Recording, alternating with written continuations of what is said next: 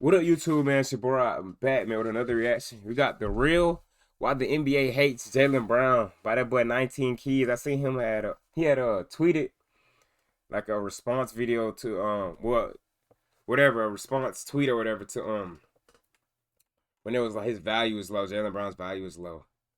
He said they're doing a smear campaign or something like that. So let's see what else he got to say. Arguably the best two-way current player in the NBA, uh, right? Of course, over the last couple of years, you're talking about, he was on the All-Star team, NBA championships, et cetera, et cetera. We ain't got to go down the list, right? Very smart individual. But currently, the analytics people was talking about, you understand me, if he go on the team, he'd probably be the seventh best, and they was looking at analytics and all this other bullshit. And I've seen this game played, right? Because he came out and was like, no, I have the best winning stats, right, of any player since I've started in the NBA. So if you want to go stat for stat, we can go Hold there. on, Since talk I to me. know I have the best winning stats, right, of any player since I've started in the NBA. Mm. So if you want to go stat for stat, we can go there. And he called out, you know, traditional media for running narratives and then telling players that they need to shut up. And then I had to think about this as I was reflecting on it this morning. As somebody who has, I would say, undoubtedly been one of the biggest creators, if you will, in the world, right? Always within that top 0.01%. You understand me? From content standpoint, from monetization, from impact, from meaning, to events, from touring, to whatever metrics they want to go by, we've done that. But unless you have the media behind you, the storytelling apparatus, then people don't see what you're doing as important because traditional media is produces the validators. And the question becomes is, okay, Keys, why would they be against you? Why would they even be against a Jaylen Brown? It's both for the exact same reasons, and that's because when you have a voice that is considered to be sovereign, you do what you want to do, and you speak truth when you want to speak truth to, and you go on the platforms that you want to go on, and you use your platform. Hey, I don't want to cut him off, but my thing is like, if Jaylen Brown didn't speak up for himself, nobody probably would have, especially with like real power and influence. So I'm so glad he do that shit. He got to speak up for himself. And you see, now all of a sudden Bobby Marks cleared it up. Oh, what did he say? Whatever he said. I don't even want to. I don't feel like reciting what he said. Y'all know what he cleared up, and after Jaylen Brown called that bullshit out, now he's a top 10 player. Anyone would want him. Don't put the BS out then, you know? So I'm glad Jaylen Brown gotta get on these niggas' ass like that, cause no one else gonna defend him, bro. They'll just let him get his name smeared through the mud, you know. So I'm glad he be doing that, bro. Truth to, Cause his name would be looking crazy right now if he didn't say nothing. Bobby Marks wouldn't have said shit, you know. and you go on the platforms that you want to go on, and you use your platform the way you want to be, the way you want to use it, not the way they want you to be used.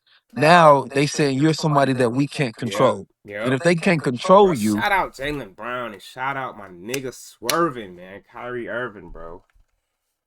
Like the more I seen when Jaylen Brown got drafted, they was booing him. Like I didn't know that. Like the more shit I found about him, it made me like him even more, bro.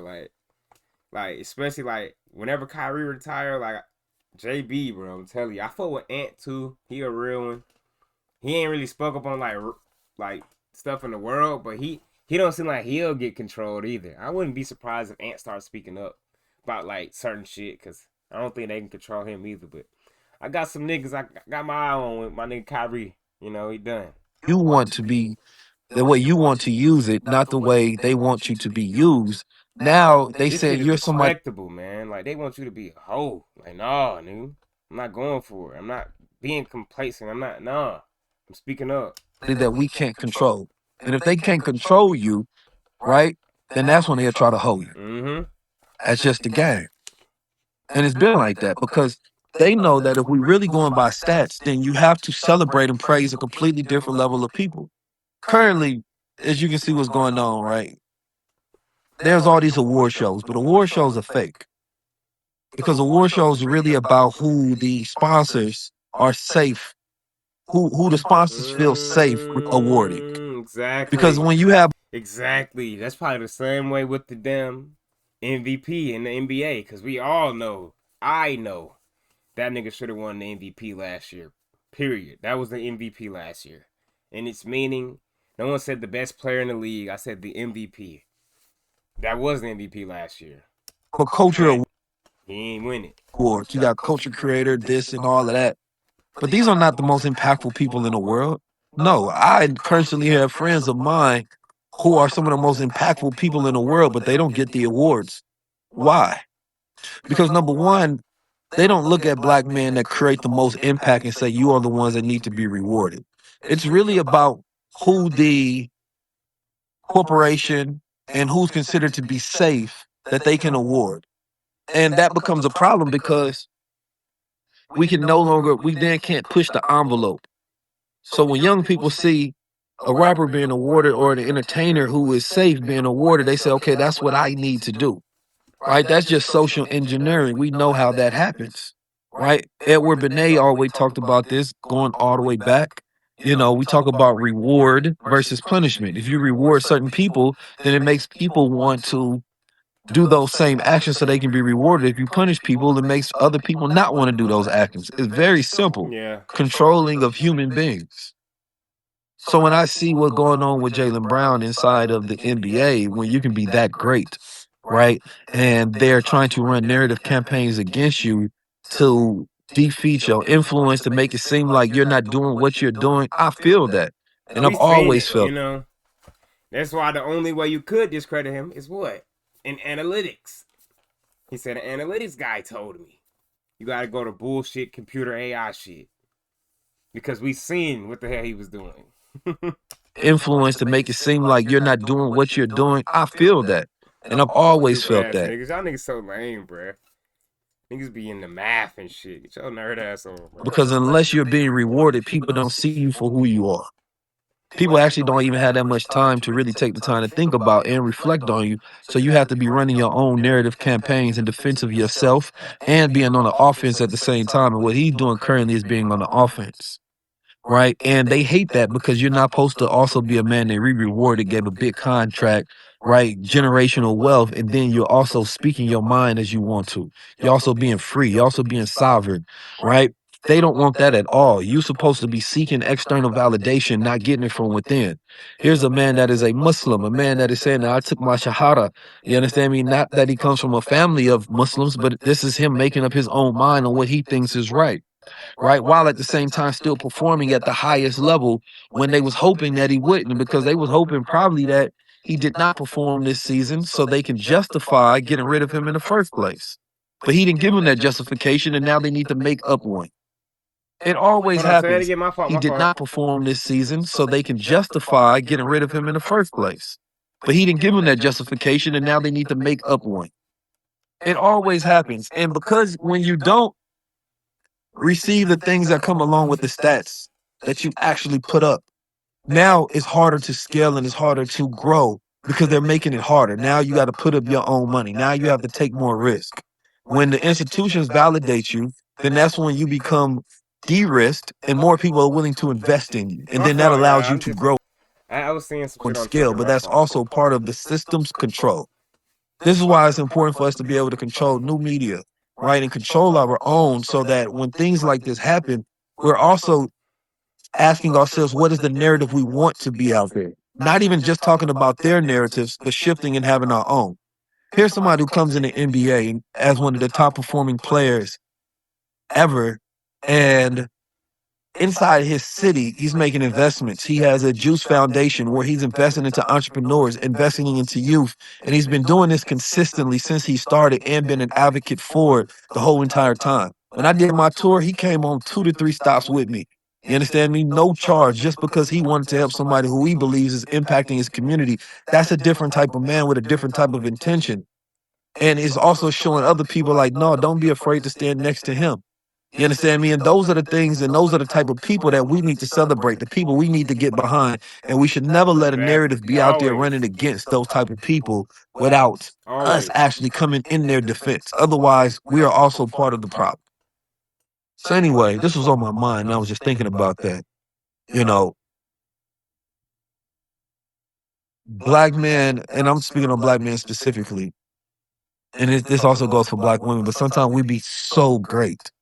I mean, greater than the stats even show, doing the impossible against the odds.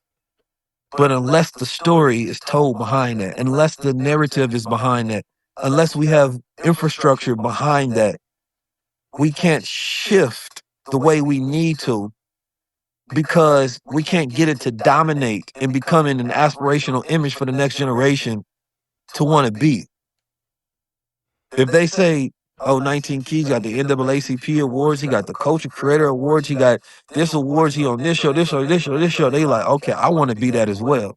If they say, man, these people are supporting him because he's doing stuff for the community and he's educating people and he's really the most innovative person, I'm gonna do this as well. Oh, they wrote a check to him and let me behave like this so I can do it. Otherwise, they're gonna look at a streamer that is gay baiting, right? And that is acting other than themselves. Gay wrote a check Exactly, bro. Exactly. I did not expect me to talk about that. What the hell? to him and let me behave like this so I can do it. Otherwise, they're going to look at a streamer that is gay baiting, right? And that is acting other than themselves for attention. Then they're going to be like, I want to do that because that's what gives me attention. We don't realize how much power that we have inside of our communities, and we complain about other people and what they do. But at the same time, we're not playing our part. That nigga Max, Every bro, is so every lame, bro. every black man and woman that is a creator that is doing something good should be heavily funded and invested into. Creators are the new Yes. media, right? They are the new universities, right? We are the new event spaces. We are the ability and infrastructure that we come along with and capabilities and skill sets because we are native to understanding the new landscape. Social media, YouTube, which are the new platforms. We have trust natively built into our audience, right? And the content is just a way for us to manage the relationship with them so that we can have a consistency. And then that builds up trust. And that trust becomes a moat that makes you irreplaceable, that you can build an entire empire around, especially in the age of AI where people don't know exactly what to trust in the first place. Mm. And so when you really understand that, then that means that you should be invested into. Somebody should look at you and be like, all right, what infrastructure don't you have? That's what we'll pour the investment into so that you can grow. Right. So now you should be getting damn near hundreds of millions of dollars. But we see this investment happen in other communities, but we don't really see it happen in ours. We look at Kai Sinat and Speed. You understand me? Like the deals that they getting should be coming from our community. We have to stop just being the talent and start being the investors at the same time. But I think that this is the time where I'm going to see creator institution in my lifetime where they build out multi-billion-dollar institutions, right? Without being controlled, right? And with those things becoming larger than the traditional models. Like, let me look at the first black billionaire. It's because he sold BET. It started off in media.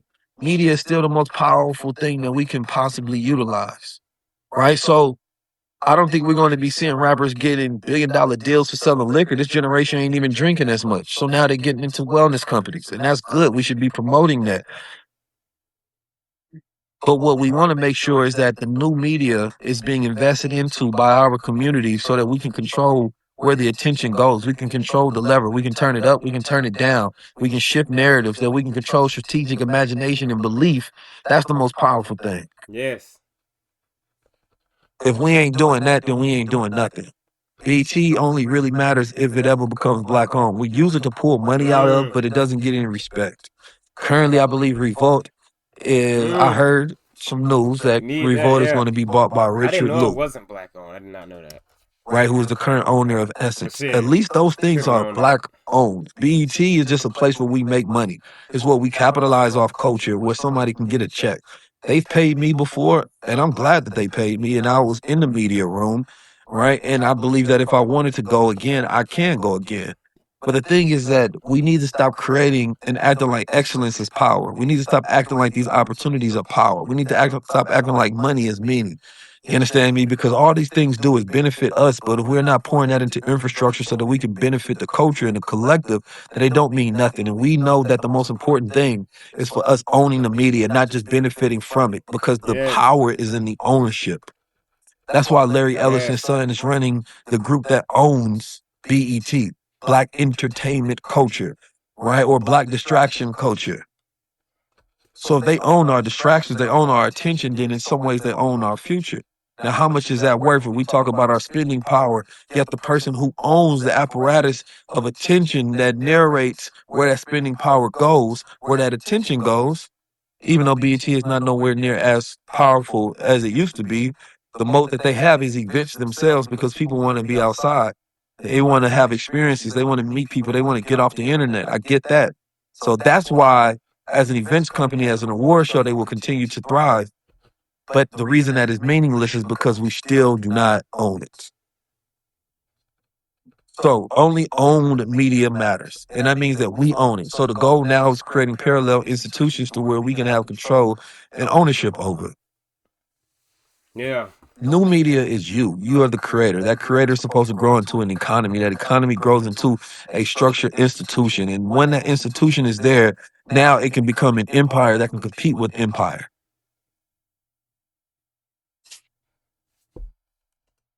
Oh shit.